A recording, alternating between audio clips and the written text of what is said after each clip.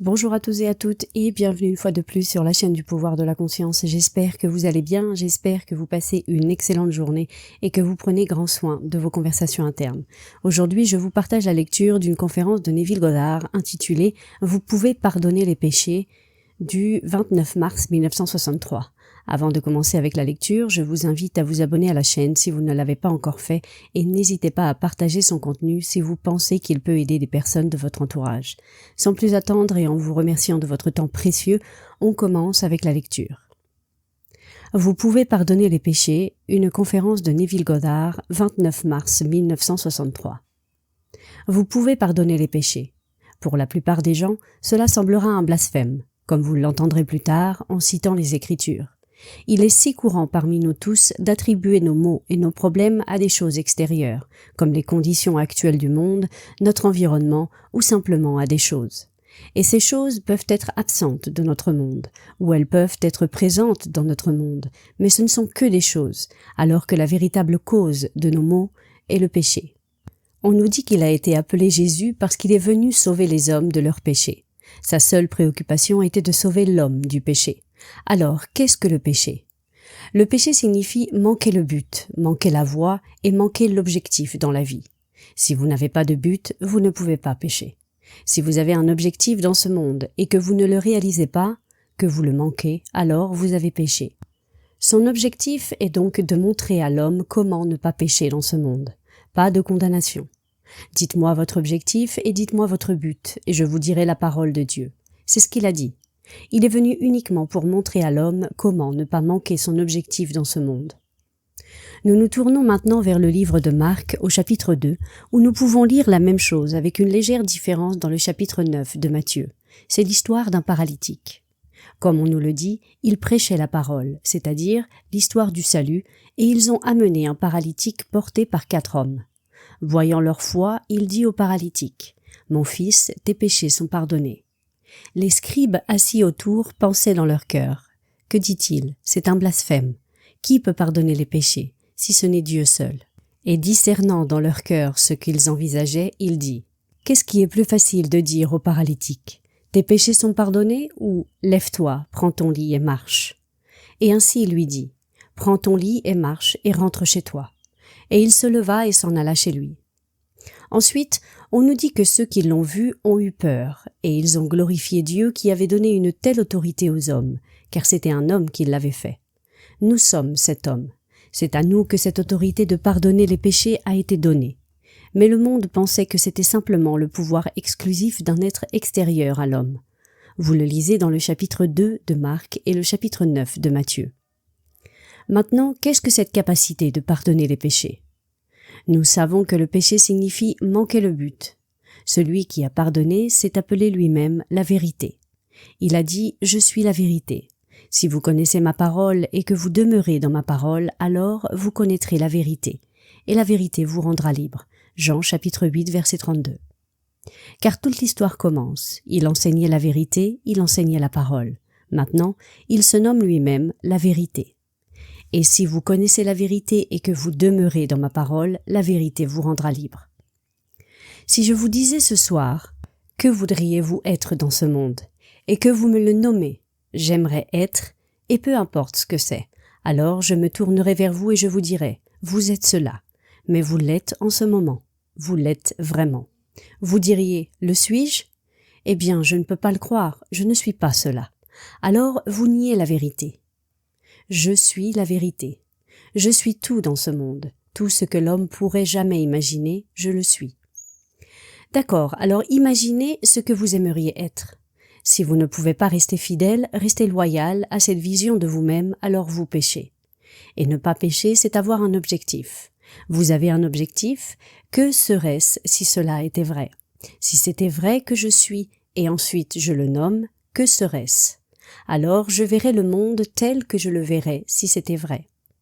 Si je reste fidèle à cette vision du monde comme si c'était vrai, aucun pouvoir au monde ne pourrait m'empêcher de la réaliser. Aucun pouvoir. Je la réaliserai. Comment? Ne me le demandez pas. Mais je la réaliserai. S'il fallait que le monde entier, 3 milliards de personnes, jouent différents rôles pour m'aider à réaliser ma vision, ils les joueraient sans savoir qu'ils les jouaient.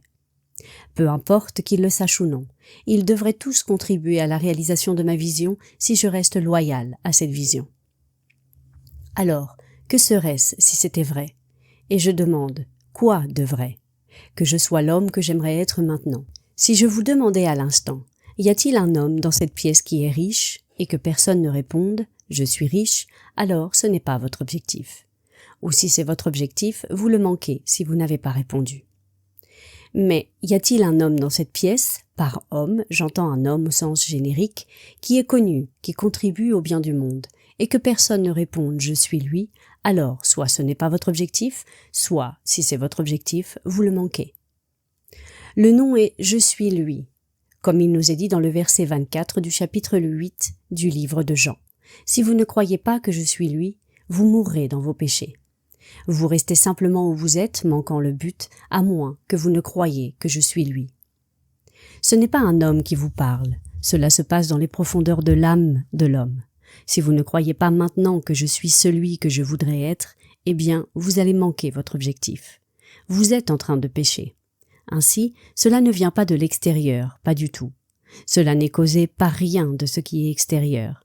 Mes maux, mes problèmes et mes difficultés ne sont pas causés par les conditions, par l'environnement ou par toutes les autres choses. Ils sont uniquement causés par le péché, et le péché est de manquer l'objectif. Il n'y a qu'une seule personne, un seul être dans le monde qui peut atteindre ce but, et c'est Dieu. Dieu pardonne les péchés, comme nous le dit le chapitre 43 du livre d'Isaïe. « Je suis l'Éternel, je suis ton sauveur, et il n'y a pas d'autre sauveur. » Verset 3. « Moi, je suis lui, et il n'y a pas d'autre sauveur. » Verset 11. « Personne n'a été formé avant moi, et personne ne sera formé après moi. Je suis le sauveur. » Vous serez donc sauvés de ce que vous êtes. Il n'y a qu'un seul être dans le monde qui peut vous sauver, et cet être, c'est « je suis ». Alors vous vous dites, que serait-ce si c'était vrai que je suis maintenant l'homme que j'aimerais être? Supposez que vous l'êtes. Osez croire que vous l'êtes. Marchez dans cette croyance comme si c'était vrai, et aucun pouvoir dans le monde ne peut l'arrêter, absolument aucun. Il n'y a personne de plus grand que Dieu. Dites « je suis » et c'est Dieu. Il n'y a personne de plus grand que Dieu. Vous vous tenez en présence d'un être, et parce qu'il a un titre, il est peut-être Premier ministre d'un certain pays, ou peut-être reine d'un certain territoire, ou encore président d'une certaine nation, et vous pensez que, en raison de ce titre, il est plus grand que vous? Alors vous manquez le but. Vous ne pouvez pas vous tenir en présence de quiconque qui soit plus grand que vous si vous savez qui vous êtes. Vous n'allez pas vous en vanter? Non. Mais personne n'est plus petit non plus. Tous sont Dieu. Ensuite, il vous est dit, « Allez et dites-leur à tous. » Ainsi, nous sommes informés dans le livre d'Ézéchiel, je pense que c'est au chapitre 3, verset 18, et au chapitre 33, verset 8. Mais vous pouvez les lire, ce ne sont pas de longs chapitres. « Allez et dites-leur. » Si vous ne leur dites pas et qu'ils pêchent, et que vous ne leur dites pas, ils mourront dans leur péché, mais leur sang sera sur votre tête. Si vous leur dites et qu'ils ne se répandent pas, ils mourront dans leur péché, mais leur sang ne sera pas sur votre tête. Alors dites-leur. Et ainsi, Jésus est amené à confesser qu'il leur a dit, afin que leur sang ne soit pas sur sa tête. Dans le livre des Actes, Paul fait la confession suivante. Je l'ai déclaré, je ne me suis pas écarté de la déclaration de cette vérité. Par conséquent, je suis innocent du sang de tous. Il leur a dit, afin de ne pas emporter avec lui ce secret dans la tombe, sans l'avoir partagé avec le monde. Ainsi, je leur ai tout dit. Ceci est un principe qui ne peut échouer. Revenons maintenant aux paralytiques. Vous êtes venus ici ce soir de votre propre gré, pour ainsi dire. Si je vous disais que nous sommes le paralytique des Écritures, cela vous surprendrait peut-être. Ils ont été amenés sur place par 4 hommes. Savez-vous qui sont ces 4 hommes? Les anciens parlaient toujours des 4 sens, évoquaient les 4 fleuves qui sortaient de l'Éden. Ils ne pensaient pas aux 5 sens, ils parlaient toujours des 4 sens. Ils associaient le goût et le toucher ensemble parce qu'ils dépendaient du contact. Pour goûter quelque chose, il faut le toucher. Et pour toucher quelque chose, il faut entrer en contact avec lui. Mais ils séparaient la vue, le son et l'odorat. Ces 3 étaient distincts dans le grand symbolisme des Écritures, mais le goût et le toucher étaient unis. Il les appelait donc les 4 sens. Nous sommes venus ici ce soir portés par ces 4 hommes. les 4 sens. Je connais le solde de mon compte bancaire. Très bien. Dans 2 semaines, l'oncle Sam veut une partie de ce que j'ai gagné. Il ne m'a pas demandé de prendre en compte quoi que ce soit. Il m'a dit ce que je lui devais. Je ne connais même pas l'oncle Sam.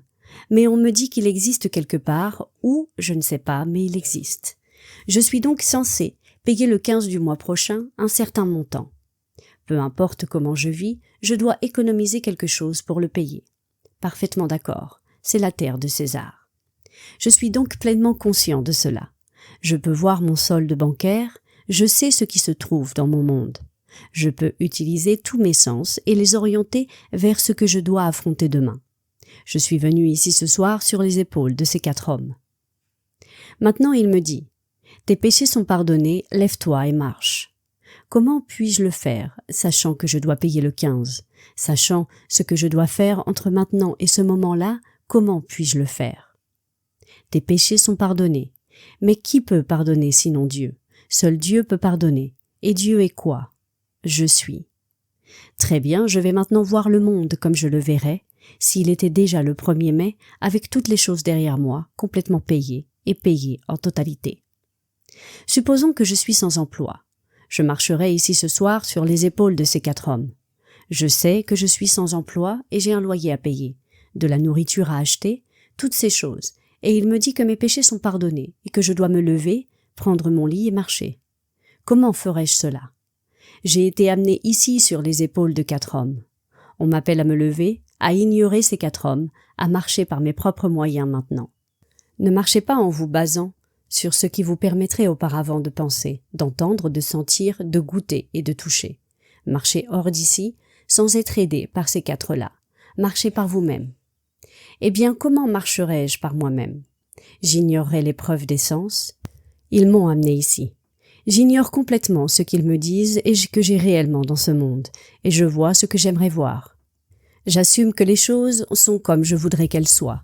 J'influencerai chaque être dans ce monde pour jouer son rôle afin de réaliser ce que j'assume être dans ce monde.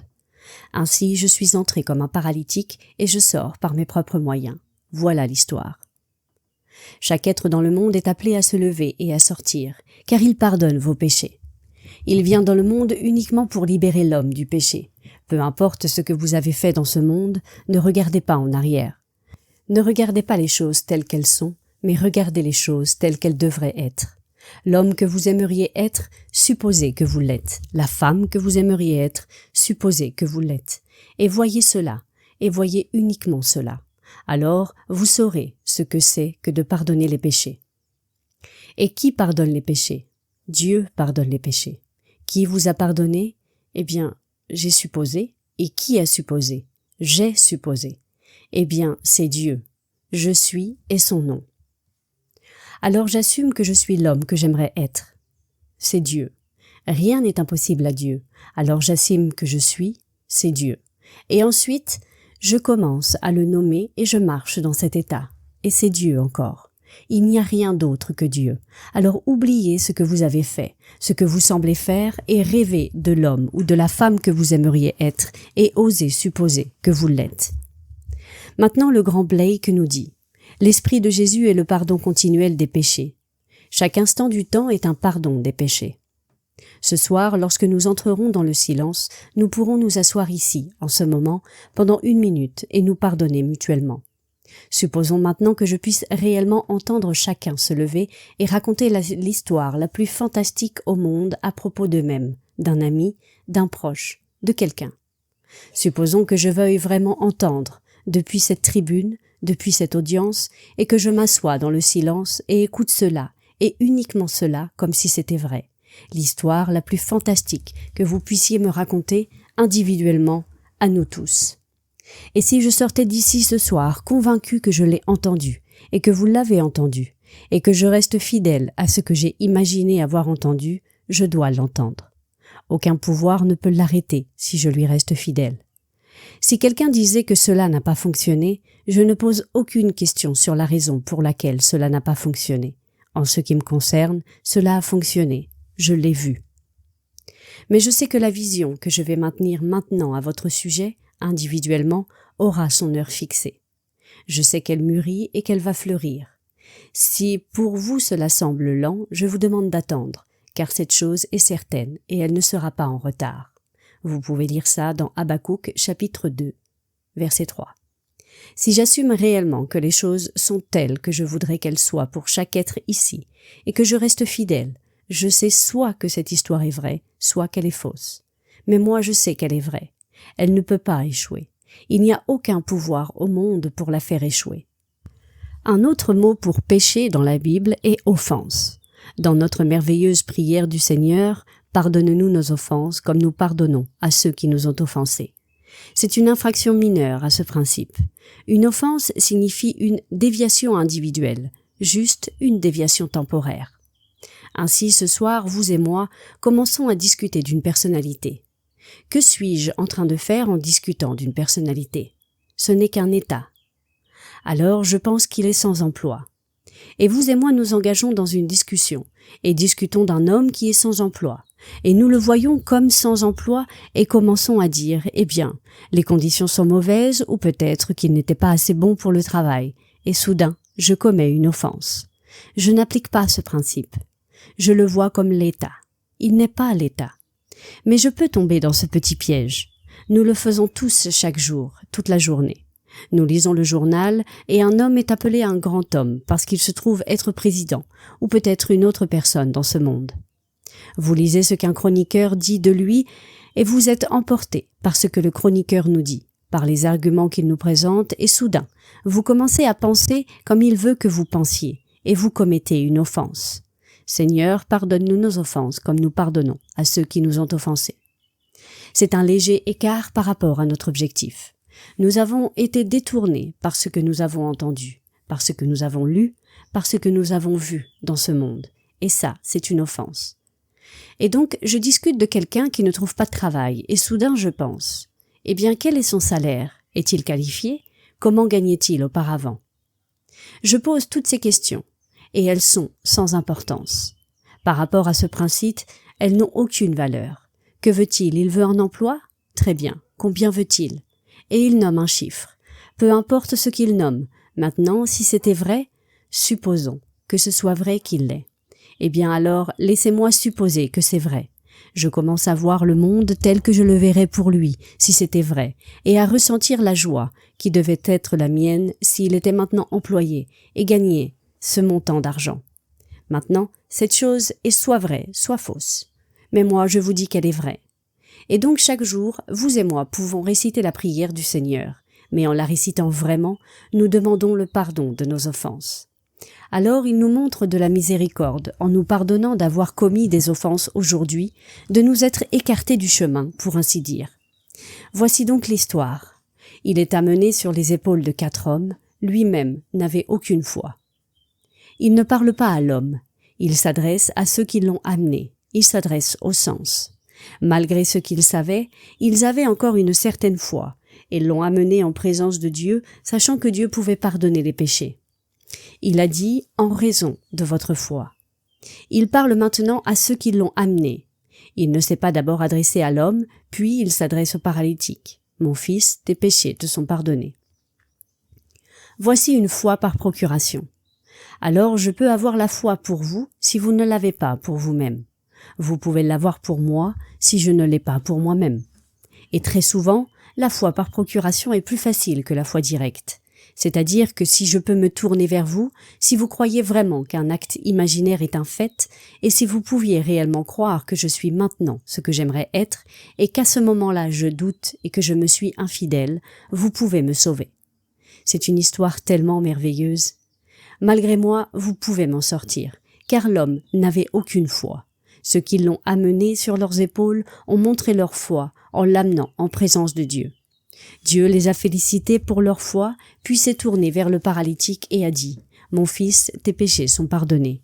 Et ceux qui ont entendu ont dit « Quelle sorte de blasphème! Qui peut pardonner les péchés, sinon Dieu seul ?» Eh bien, Dieu a pardonné les péchés, car il était le « Je suis ». Il a dit « À moins que vous ne croyiez que je suis, vous mourrez dans vos péchés ». Alors ce soir, je vous demande de vous tourner vers votre voisin, de vous tourner vers tous, et peut-être pourriez-vous entendre ce que l'autre désire et vous réjouir de sa bonne fortune, et lui ou elle entendra ce que vous voulez et se réjouira de votre bonne fortune. Et ressentez vraiment que c'est vrai. Voyez le monde tel que vous le verriez s'ils étaient ce qu'ils aimeraient être, et laissez-moi vous dire qu'ils le deviendront. C'est l'histoire de notre capacité à pardonner les péchés. Ils ont eu peur quand ils ont vu ce qu'il s'était passé, et ils ont glorifié Dieu qui avait donné un tel pouvoir aux hommes. Car il nous est dit, si vous les retenez, ils sont retenus, et si vous les relâchez, ils sont relâchés. Alors je vois un homme et je le juge selon mes sens. Je dis très bien, donc il ne vaut rien, et ainsi je retiens ses restrictions, son état de paralytique. Mais je pourrais le libérer en le voyant debout sur ses propres pieds et en se déplaçant dans ce monde de manière glorieuse. Et ainsi, le matériau que j'aurais autrefois rejeté comme étant sans valeur, ayant entendu l'histoire, je ne le rejette plus. Je le prends et je l'utilise. Je prends le même homme que j'aurais autrefois rejeté comme sans espoir dans notre merveilleux monde, et je le vois comme employé, aimé et aimant. Et je crois que ce que je vois pour lui est vrai. Dans la mesure où je reste fidèle à ce concept que j'ai de lui, cela devient vrai dans son monde. C'est donc là notre pouvoir. Nous avons le pouvoir de pardonner les péchés, et le péché signifie simplement manquer la cible. Si vous n'avez pas de cible dans ce monde, vous ne pouvez pas pécher. Cela n'a rien à voir avec une question morale. Avez-vous un objectif? Avez-vous un but dans ce monde? Si vous avez un objectif, voici comment vous le réalisez. Supposez que ce soit vrai. Maintenant, il nous est dit dans le chapitre 8 de l'Épître aux Romains, « Marchons maintenant, non selon la chair, mais selon l'esprit. » La chair représenterait mes sens nient que je suis celui que j'aimerais être. Ne marchons pas selon la chair, mais marchons selon l'esprit. Eh bien, l'esprit, c'est voir maintenant, dans mon imagination, comme si c'était vrai. Ce soir, je pourrais rentrer chez moi et trouver un placard vide. C'est parfaitement normal. Trouver un avis sous ma porte disant que je dois payer un certain montant. C'est parfaitement normal. Si je crois ce que j'ai imaginé, peu importe la menace qui m'est faite, peu importe ce que mes sens me disent, j'ignorerai les 4 qui m'ont amené ici. Je ne serai plus porté par ces 4. Je marcherai simplement par l'esprit et non par la chair. Alors je vous demande de l'essayer. Si vous l'essayez, vous ne pouvez pas échouer. Et en réalisant vos objectifs, puis-je également vous demander de les partager avec moi, afin que je puisse raconter vos merveilleuses histoires aux autres. Un homme était assis dans cette audience, lui et sa femme, il y a peu de temps. Cela fait maintenant environ 3 mois, et il m'a écrit une douce et merveilleuse lettre que j'ai reçue ce matin. Il attendait une grosse prime, il a travaillé dur, il avait trouvé un bon emploi avec toutes les promesses, puis est venu Noël avec toutes les primes. Une personne qui n'était jamais au travail, qui était toujours absente, mais qui, selon lui, était l'une des petites amies du patron, a reçu la grande prime. Et elle n'était jamais au travail. Lui, qui avait fait tout le travail, n'a pratiquement rien reçu. Lui et moi avons convenu mentalement qu'il aurait le travail le plus merveilleux, avec plus d'argent, avec tout. Nous sommes maintenant en avril, cela semblait long, mais aujourd'hui, il est sur ce poste avec plus que ce qu'il avait, plus que ce qu'il attendait. Plus de responsabilités, plus d'opportunités et plus de tout. Et j'ai reçu cette lettre ce matin. Je suis resté fidèle à cette lettre que je savais qu'il m'écrirait lorsqu'il l'écrirait. Peut-être aurait-il pu l'écrire il y a 2 semaines, peut-être l'aurait-il pu, je ne sais pas. Je vois sa belle-mère dans l'audience ce soir. Peut-être qu'elle pourra me le dire après la réunion. Mais j'ai reçu la lettre aujourd'hui, et je ne peux pas vous dire la joie qu'il y avait dans notre foyer ce matin en lisant la lettre de cet homme, qui nous racontait cette chose merveilleuse qui lui était arrivée. Dans le domaine dans lequel il voulait travailler, exactement ce qu'il voulait faire, exactement ce qu'il désirait, absolument tout. Et tout ce que j'ai fait, c'est de l'entendre me raconter ce qu'il me raconterait si c'était vrai, et je n'ai jamais vacillé. Je n'ai pas entendu, et je n'avais pas entendu, mais le courrier de ce matin me l'a apporté. Je vous demande simplement d'être aussi fidèle à tout état imaginaire dans ce monde, et peu importe lequel. Prenez n'importe qui, absolument n'importe qui, car en chacun réside Dieu. Chacun doit dire « je suis », et ça, c'est Dieu. Vous pourriez dire « je suis un Einstein », merveilleux, mais vous dites toujours « je suis » avant de dire Einstein. Et je suis transcende tous les Einstein du monde, car je suis et Dieu. Quand je dis « je suis Neville », Neville est une petite chose reposant sur la fondation qui est Dieu. Si je dis je suis riche, peu importe ce que vous appelez richesse, ce n'est qu'une petite chose, reposant sur la fondation de Dieu. Et Dieu est infini, Dieu est tout. Par conséquent, quoi que vous disiez, avant de le dire, vous dites je suis. C'est son nom, c'est le nom de Dieu. Allez leur dire que je suis vous a envoyé. Quand ils demanderont, dites simplement je suis, c'est mon nom. Vous pouvez lire ça dans Exode chapitre 3, verset 14. Ainsi, avant de faire n'importe quelle affirmation, vous dites je suis et c'est le nom de Dieu. Peu importe qui est la personne, supposons maintenant qu'elle vous dise je suis X et vous écoutez. Pour le moment, les 4 hommes qui l'ont amené en votre présence l'ont amené paralysé. Mais il n'est pas cela, car il le nie. Ces 4 sens l'ont amené et ces 4 sens nient qu'il soit ce qu'il aimerait être. Alors, il invoque le nom de Dieu. Et quand vous invoquez le nom de Dieu, vous ne dites pas « Au nom de Dieu, ceci ou cela ». Vous demandez avec le nom de Dieu. Et pour demander avec le nom de Dieu, et le nom de Dieu est « Je suis », vous dites « Je suis » et vous le nommez. Je suis connu, je suis riche, je suis en sécurité et je suis en bonne santé. Quoi que vous affirmez, demandez-le avec le nom de Dieu, puis croyez-le. Si vous demandez avec le nom de Dieu et que vous y croyez, mentalement vous verrez le monde comme vous ne l'avez jamais vu avant de faire cette affirmation. Et en le voyant comme vous le verriez si c'était vrai, restez fidèle à cette affirmation, et elle doit se cristalliser dans votre monde. C'est ce principe. Et il s'applique à tout être dans le monde, indépendamment de sa nationalité ou de la couleur de sa peau. C'est toujours Dieu, car chaque être dans le monde doit dire « je suis » avant de dire « je suis ceci ». Il a dit « qui es-tu » ? Eh bien, je suis un homme. Très bien, mais vous avez dit « je suis » avant de dire « homme ». Vous avez dit « je suis américain ». Vous avez dit « je suis » avant de dire « américain ». Vous avez dit « je suis indien »,« je suis japonais »,« je suis chinois ». Mais avant de dire quoi que ce soit, vous avez dit « je suis ». Et ça, c'est Dieu. Maintenant, quel genre d'être aimeriez-vous être ? J'aimerais être et vous le nommez. J'aimerais être aimant, j'aimerais être aimé. J'aimerais être séduisant, j'aimerais être respecté. J'aimerais et vous nommez toutes ces choses. C'est ce « je suis » qui le fait. Prenez ce monde fabuleux qui est le vôtre. Prenez tous vos rêves et placez-les sur la seule fondation existante dans le monde. Il n'y a pas d'autre fondation que Dieu, et Dieu est « je suis ». Ainsi, ce soir, le paralytique est venu ici, en nous tous, et nous avons été portés sur les épaules de 4 hommes, et les 4 hommes sont nos 4 sens, la vue, l'ouïe, l'odorat, le goût et le toucher. Le goût et le toucher sont fusionnés en un seul car ils dépendent du contact. Ce sont les 4 courants, les 4 fleuves de la vie qui sortent du jardin d'Éden, et nous portent à travers ce monde. Mais à chaque instant, nous sommes en présence de « je suis ». Qu'il me dépose et que je me pardonne mes péchés. Et ainsi, je me pardonne en osant assumer que je suis ce que j'aimerais être. En supposant que je suis ce que j'aimerais être, je marche dans cette supposition. Et cette supposition se cristallise en fait. Alors essayez-le. Essayez-le et vous pourrez le partager avec moi comme ce monsieur l'a fait aujourd'hui avec son histoire merveilleuse de sa bonne fortune. Aucune puissance au monde ne peut l'arrêter. Aucune. Ne laissez personne vous effrayer avec le péché. Il vient pour pardonner aux pécheurs. Son seul intérêt est le pécheur, et donc les prétendues violations morales et toutes ces violations, oubliez-les. Je vous demande pas de commettre des violations, mais oubliez-les. Tout sera effacé, tout. Mais il est de mon devoir, ayant entendu cette histoire et l'ayant prouvée, de vous la raconter.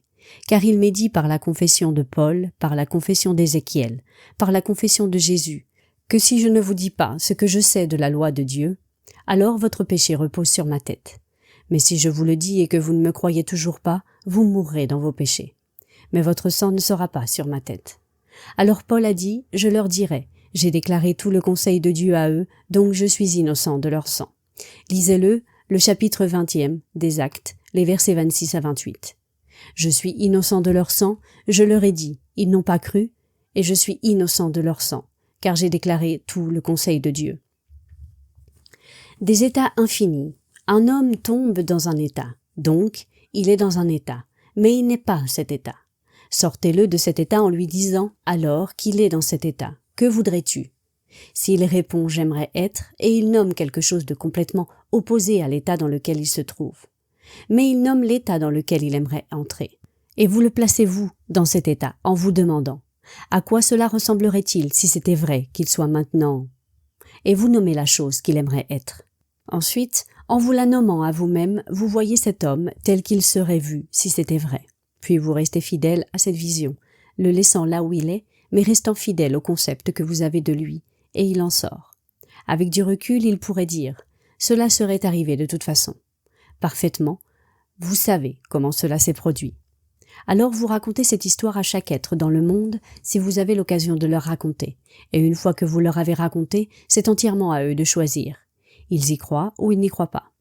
Comme il est dit, si vous ne croyez pas que je suis lui, vous mourrez dans vos péchés. Lisez-le attentivement dans le 8e chapitre de Jean, si vous ne croyez pas que je suis lui.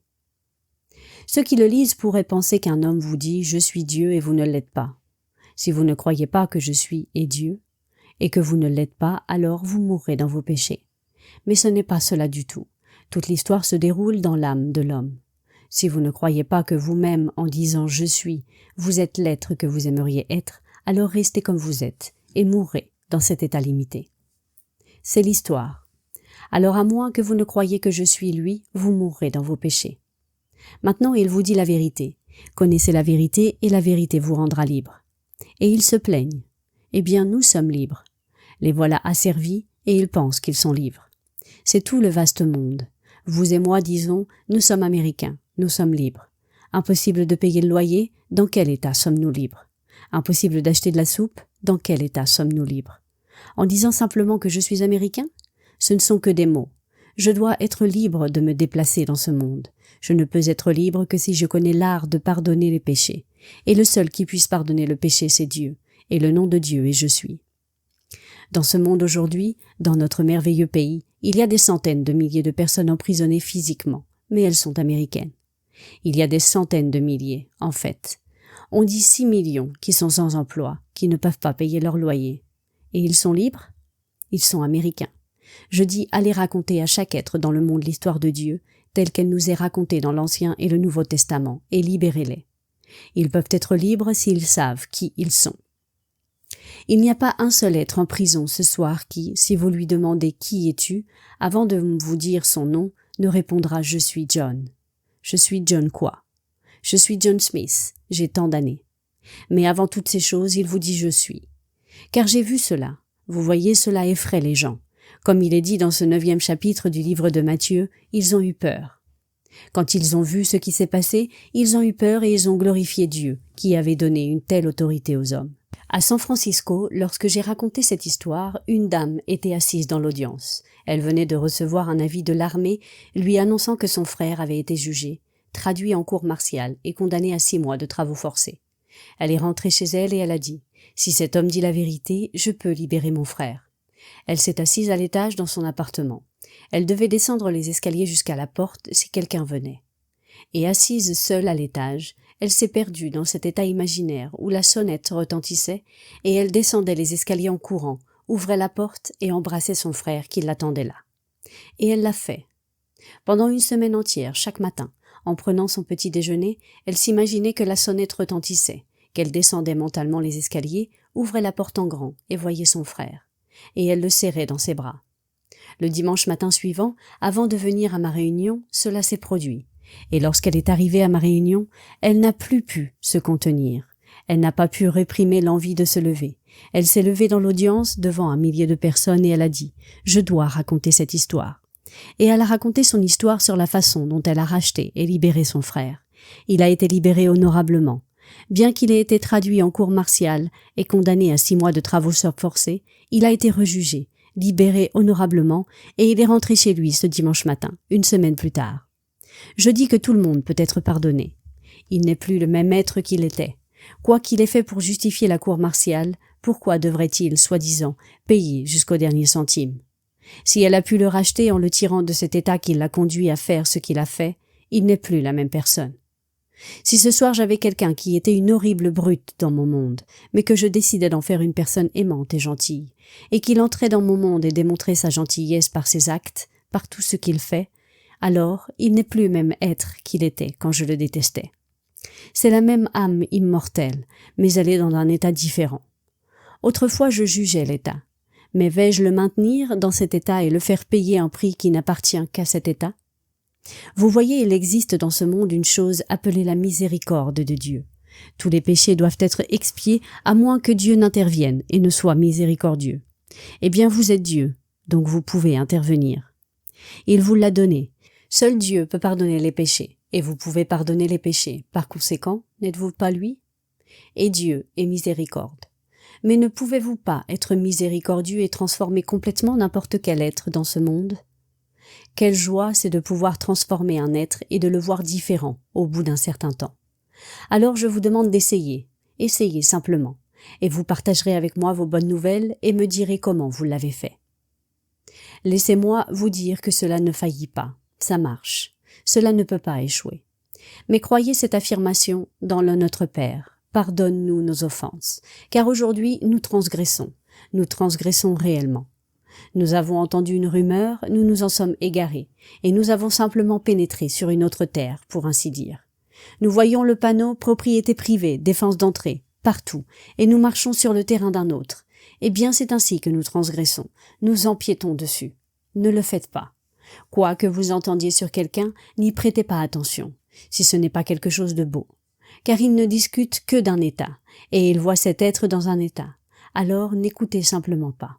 Sortez chacun de cet état, mais n'oubliez pas de vous en sortir vous-même. Placez-vous dans la partie la plus glorieuse de ce monde et réussissez. Il n'y a rien de mal à être heureux, à réussir, à être désiré, à être une personne qui contribue au bien du monde. Essayez-le, je vous promets que cela ne vous échouera pas. Maintenant, entrons dans le silence.